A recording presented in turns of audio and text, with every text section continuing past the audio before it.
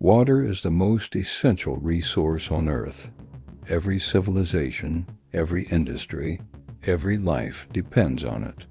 But while most people believe water belongs to nations, communities, or nature itself, the truth is far more unsettling.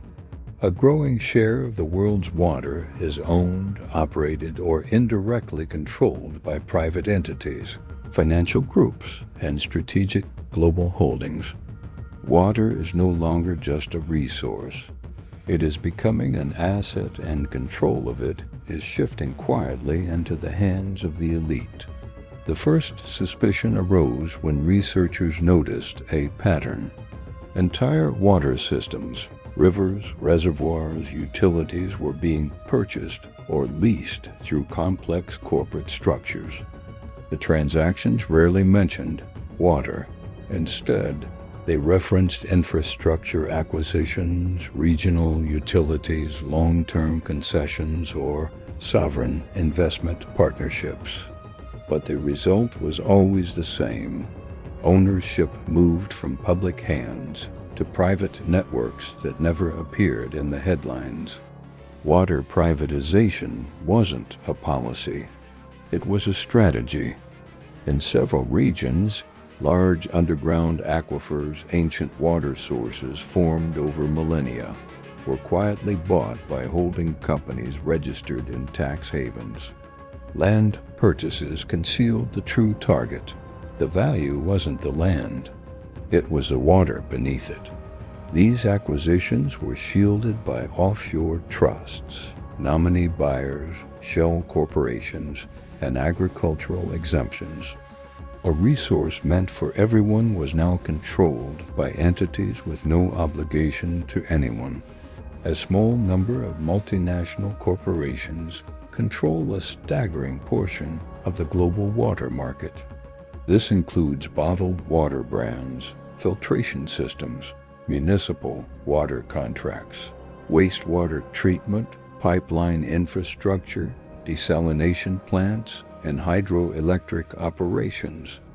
These corporations operate like energy giants, owning infrastructure critical for life and protected by long-term agreements that outlast political cycles. The companies are visible.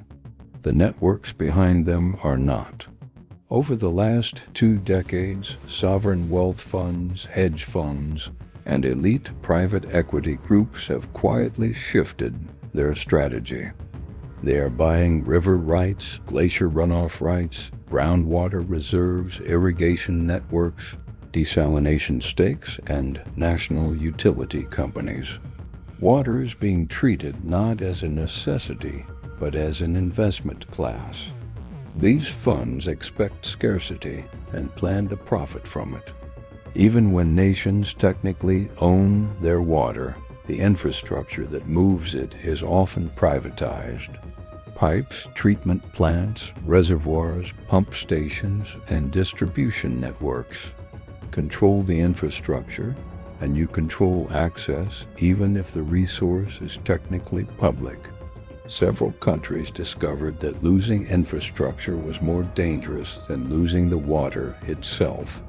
Every major water crisis seems to follow the same pattern: sudden shortages, price spikes, emergency measures, public outrage, and then corporate takeover proposals.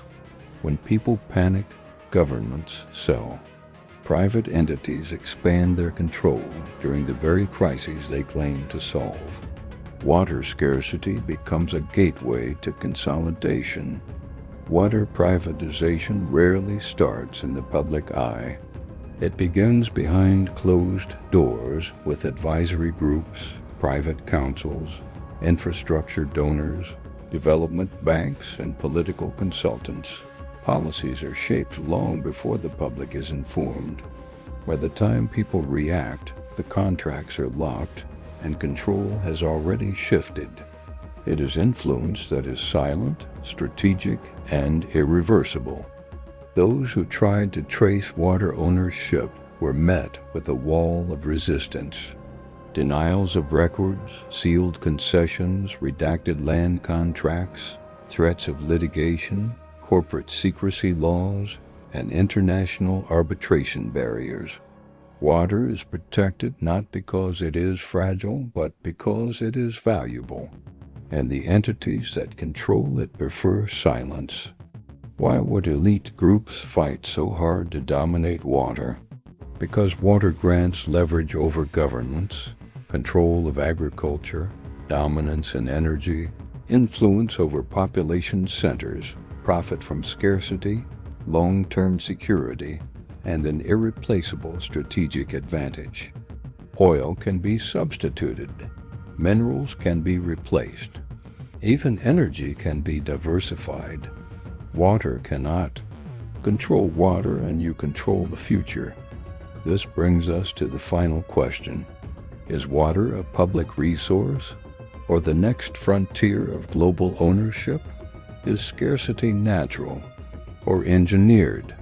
Are privatization policies economic decisions or strategic moves by networks that already control land, food, and global capital? The truth doesn't flow in rivers.